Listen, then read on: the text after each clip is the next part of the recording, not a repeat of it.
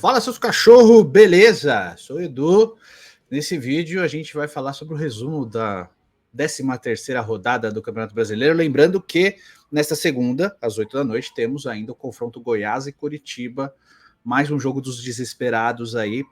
Mas vamos falar dos outros 9 jogos. Eu vou começar com o Santos, porque para mim é a capa do vídeo. Então eu vou começar já com o Santos, quebrando um pouco o protocolo. Depois eu sigo na ordem do primeiro jogo até o 8º jogo da rodada. O Santos fez o último jogo do domingo, às 6h30, contra o Cuiabá, na Arena Pantanal, e perdeu por 3-0. Eu fiz um vídeo no Vem Pro Peixão, você pode ir lá assistir, tá? Tem um vídeo de 12 ou 13 minutos, alguma coisa assim. Quase 15 minutos descascando o Santos mais uma oportunidade. Mas eu vou dizer com todas as letras: se o Santos não cair esse ano, é milagre. Só um milagre não derruba o Santos esse ano. Falo com dor no coração, porque vocês sabem o time que eu torço, né? Só um milagre o Santos não cair esse ano. Esse ano cai, e olha, eu acredito fielmente, muito mais que nos outros anos. Outros anos eu ainda via, falava assim, acho que não, tal. Esse ano eu tô bem reticente com relação a isso, cara. De verdade. O Santos não cair vai ser milagre. E, infelizmente, cara, num ano que o futebol presta muitas homenagens ao Pelé, né? Então, o Paulistão, o Rei Pelé, campeonato que o Palmeiras venceu com requinte de crueldade para o Santos ainda, porque o Santos foi eliminado na primeira fase de novo, o terceiro ano seguido, né? Pelo menos esse ano não ligou para não cair no Paulista. E agora o Brasileirão Rei, que o Santos tem 13 pontos em 13 rodadas. Está na 14ª posição.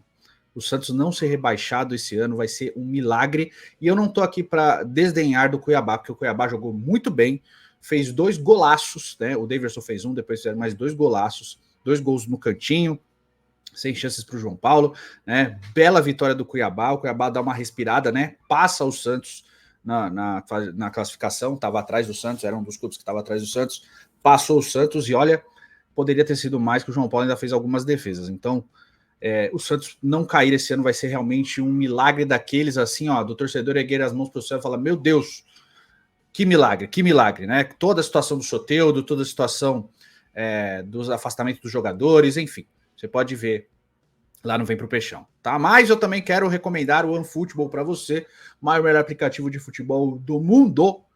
Todas as notícias em um só lugar. É a Genkidama de notícias. Tá tudo ali no OneFootball. Você pode acompanhar diversos portais dentro do OneFootball que eles colocam tudo ali, né? Só apontar ou aqui para o QR Code ou para o link na descrição que você baixa o OneFootball 100% gratuito. Além de tudo isso, por exemplo, os jogos do Campeonato Brasileiro e da Série B também, né? Brasileirão Série A e Série B, você pode acompanhar os melhores momentos logo depois das partidas diretamente no OneFootball, totalmente de graça, muito leve para o seu celular, só baixar no primeiro link da descrição, cara. É isso que eu digo. Baixa o OneFootball que você não vai se arrepender, tá certo? Você perdoa se eu ouvir uma criança corna aí gritando no fundo, mas vamos que vamos. Agora vamos seguir, né, o rito dos outros jogos, né? Botafogo cada vez mais líder. Depois eu passo na classificação geral, só dizendo que o Pepe não está aqui porque ele está doente, tá? Daqui a pouco ele está de volta. Primeiro jogo da rodada foi no sábado. São Paulo venceu o Fluminense com gol do Luciano aos 42 do segundo tempo. A torcida do Fluminense já está revoltada com o Fernando Diniz. O Fluminense vem numa decrescente bem grande aí com relação ao resto da temporada. Não vem vindo bem, né? E a torcida começa a ter críticas ao trabalho do Diniz. O São Paulo, dentro daquela coisa que a gente apontou quando a chegada do Dorival, que ele ia arrumar o time, então ia dar uma oscilada um jogo ou outro, ia acabar perdendo um jogo ou outro, mas ia ser um time mais regular, um time que propusesse mais coisas, e é isso que está acontecendo com o São Paulo. O São Paulo consegue uma boa vitória, né? Está na 7ª posição, então ainda teve a brincadeira do Luciano de fazer o L, né? Porque, né? Enfim, gol do L. Enfim, o São Paulo venceu, uma boa vitória, dá uma tranquilidade ainda maior para o São Paulo no resto da temporada. Segundo jogo da rodada foi a vitória do Flamengo diante do Fortaleza, no Maracanã, gols do Gabigol e da Arrascaeta, mais uma boa vitória do Flamengo. O Flamengo já está ali na 3ª posição, passou o Palmeiras também, abriu 2 de vantagem para o Palmeiras, inclusive, mas eu acho o time do Flamengo interessante. Acho que o São Paulo tem mais para tirar do time, é lógico que oscila, mas é um time que vai entregar, então o sarrafo do Flamengo é alto. O problema do São Paulo ele não é um técnico que tem costume de ganhar títulos, né? Ele tem né, um déficit nesse quesito, mas o time dele geralmente joga bola, então ele vai mexer nesse time, né? Ele tá pedindo já contratações, tá tentando Dela Cruz, tá tentando Claudinho, trouxe o Luiz Araújo, então assim, o Flamengo vai passar por mudanças na gestão do Sampaoli. O problema do Sampaoli é tempo de trabalho. Ele vai ficar depois de acabar o ano? Porque ele geralmente ele troca de clube, ele tem um desgaste muito grande. Então vamos ficar de olho. Com relação ao Fortaleza, acho que Fortaleza oscila, mas é um time ainda confiável, tá no bloco de cima, mesmo tendo 20 pontos, tá na 11ª posição, não tá na primeira página do campeonato, da tabela, mas tem 20 pontos, então assim, tá tudo embolado, do Palmeiras até o Fortaleza, Palmeiras é o quarto, Fortaleza é o 11º, são 3 pontos de diferença, então o campeonato ainda tá muito embolado com relação a números, não tem um desespero, acho que Fortaleza tem totais condições de brigar mais para cima também, tá? Tivemos a boa vitória do Grêmio fora de casa diante do Bahia, né? O Bahia também tá penando, né, na parte de baixo da tabela ali, junto com o Santos, com o Corinthians, etc. O Bahia recebeu o Grêmio conseguiu uma boa vitória, né? Gols do Cristaldo e do Gustavo Martins, o Kaique fez o gol, o Kaique, que é ex-fluminense, fez o gol do Bahia. Eu acho que o Grêmio tá surpreendendo. Ninguém esperava o Grêmio brigando por título, ainda mais numa volta para a Série A. Então acho que foi muito bem, tá indo muito bem o Grêmio do Renato. O Renato que tem toda aquela coisa de ele não estuda futebol, mas não quer dizer que o cara não conheça, né? Ele conhece futebol, tanto que o time dele, pelo menos com o Grêmio com ele, sempre dá uma boa resposta, né? Eu acho que ele tem que privilegiar também os campeonatos de pontos corridos, porque muitas vezes ele deixa de lado para privilegiar as Copas. Então esse ano, como o Grêmio não tem, talvez seja uma boa hora do Grêmio tentar macetar alguma coisa importante, né? Não acho que o Grêmio possa ser campeão brasileiro, mas não achava o Botafogo também. O Botafogo tá lá brigando pelo título, tá aí com 13 rodadas, líder com uma boa margem de distância para o segundo colocado, que é justamente o Grêmio. Tivemos um empate entre Inter e Cruzeiro, um jogo equilibrado, cada um dominou um tempo, mas acabou saindo 0-0, perderam muitas chances, né? A pontaria não estava em dia e acabou saindo 0-0. Não vou me alongar sobre esse jogo, não. Tivemos mais uma derrota do Corinthians, dessa vez em casa, para o Bragantino, 1-0, gol do Eduardo Sacha.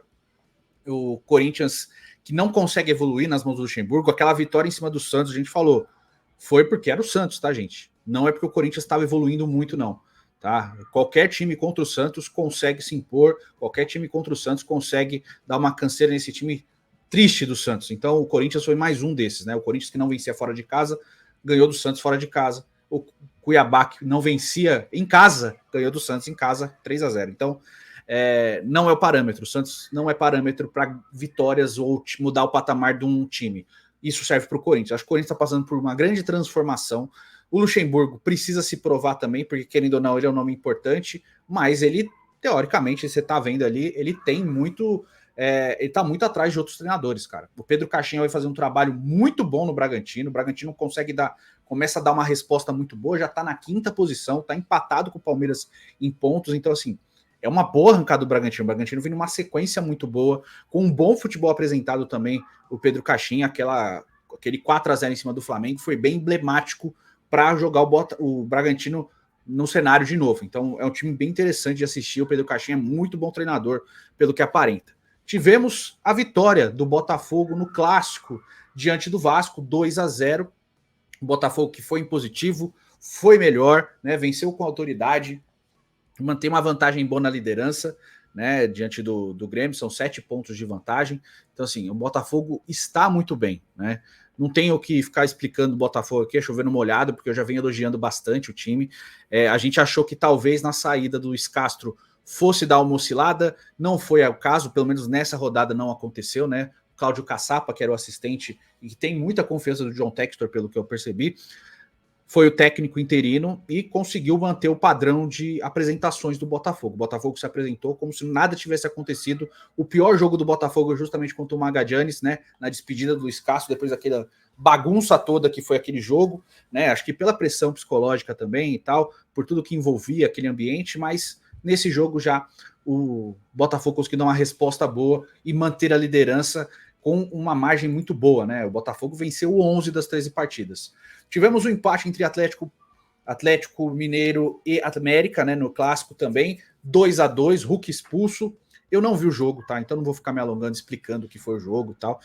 Sei que o Atlético fez 2-0, depois o América acabou empatando. O América que toma muitos gols também, mas eu acho também, do mesmo jeito que eu falava do Fortaleza, não na mesma proporção da temporada passada, eu não acho que o América é um time para ter 9 pontos, né? Eu acho que o América tem mais a oferecer do que vem oferecendo no Campeonato Brasileiro. Eu acho que tem condições de sair desse Z4. Eu acho que o América tem, mas a gente nunca sabe. A gente achava que o Grêmio pudesse cair e acabou caindo. Mesma coisa, eu acho que o Santos pode cair, vai que não cai. E também tivemos o empate entre Atlético Paranaense e Palmeiras. O Palmeiras foi bem mexido contra o Atlético Paranaense, né? Até foi cara, hoje foi assistente do Abel, esqueci o nome dele, João Martins. O João Martins foi o técnico hoje. O Palmeiras fez 2-0 com o Hendrick e Gabriel Menino, mas Vitor Roque e Vitor Bueno empataram para o Atlético Paranaense no segundo tempo. O Hendrick fez uma dancinha lá, provocou, acho que ele fez todas as comemorações numa só ali, diante do Atlético Paranaense, mas o Atlético conseguiu um empate em casa. O Atlético que ainda está em busca de um treinador, né? Mas, cara, quem tem Vitor Roque no time, vai fazer muita falta aqui. O Palmeiras ainda vai desfrutar um pouco mais do Hendrick, mas o Palmeiras fez um bom jogo também. Chegou a abrir 2-0, podia ter garantido o resultado, mas o Atlético é um time forte, cara, um time cascudo também, conseguiu arrancar o empate. Enfim, 2-2. O João Martins fez umas declarações ali no final do jogo, falando sobre não ser interessante para o campeonato, o Palmeiras ganhar 2 anos seguidos, né? Que o Palmeiras vem sendo prejudicado rodada após rodada. Realmente tem alguns lances bem intrigantes do Palmeiras. O que eu menos acho intrigante é justamente o gol lá contra o Bahia, que eles reclamam muito. E eu sempre falo para todo mundo que pergunta, cara, é só olhar o lance do Japão contra a Alemanha na Copa do Mundo. Do Palmeiras é igual, a bola não passa toda da linha, parece pela posição da câmera, pela circunferência da bola não estar passando na linha, porque você olha ali na sombra, a bola tá toda dentro, mas tem um tequinho que tá na linha.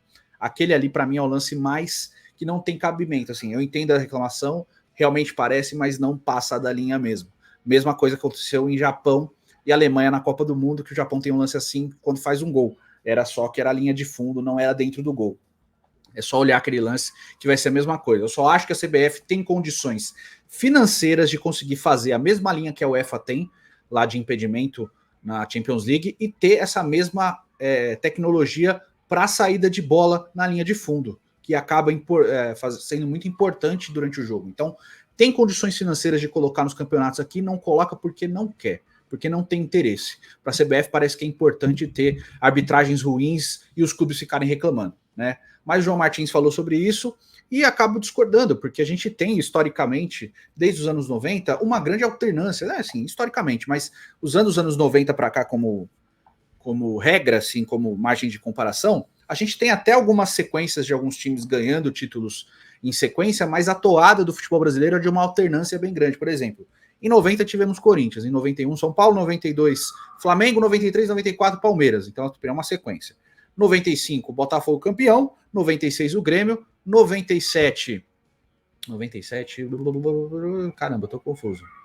97 Vasco 97, 98, 99 Corinthians, 2000 Vasco de novo, 2001 Atlético Paranaense, 2002 Santos, 2003 Cruzeiro, 2004 Santos, 2005 Corinthians, 2006, 2007, 2008 São Paulo, 2009 Flamengo, 2010 Fluminense, 2011 Corinthians, 2012 Fluminense, 2013, 2014 Cruzeiro, 2015 Corinthians, 2016 Palmeiras, 2017 Corinthians, 2018 Palmeiras 2018, 2019, 2020 Flamengo, 2021 Atlético, 2022 Palmeiras. Então assim, há uma alternância. Aqui por quê? Porque os times aqui a gente tem mais possibilidades de times grandes aparecerem e serem campeões do que nos outros países da Europa, né? Mas eu entendi o que o João Martins quis dizer, mas eu não acho que faz muito sentido nessa parte de que não é interessante que o Palmeiras vença, tá? Não tem porquê. Isso não vai abonar ou desabonar o Campeonato Brasileiro se o Palmeiras vencer 2 oportunidades, tá bom? Então, discordo da fala dele. Enfim, do Santos e do Cuiabá eu já falei. É isso, tá? Só passar aqui na tabela. Botafogo líder com 33, Grêmio em segundo com 26, Flamengo em terceiro com 25, Palmeiras em quarto com 23, mesma pontuação do Bragantino em quinto, também com 23. Fluminense, São Paulo Internacional tem 21, todo na sequência da posição, né? Atlético Paranaense em nono, Atlético Mineiro em décimo, Fortaleza em 11º com 20, Cruzeiro em 12º com 18, 3 pontos à frente do Cuiabá em 13º com 15, Santos, 14º com 13, Bahia e Corinthians com 12, abrindo a zona de rebaixamento com jogo para disputar. Goiás com 11, se o Goiás vencer, passa o Santos, joga o Corinthians para a zona de rebaixamento. O Goiás vai para 14º, o Santos cai para 15º, Bahia para 16º. Vasco com 9, América Mineiro também com 9, Coritiba com apenas 4 pontos.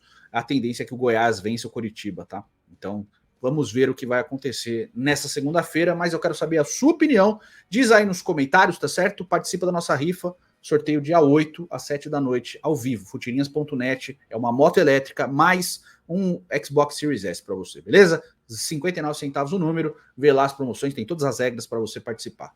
Fechou? Tamo junto, até o próximo vídeo, valeu e um abraço.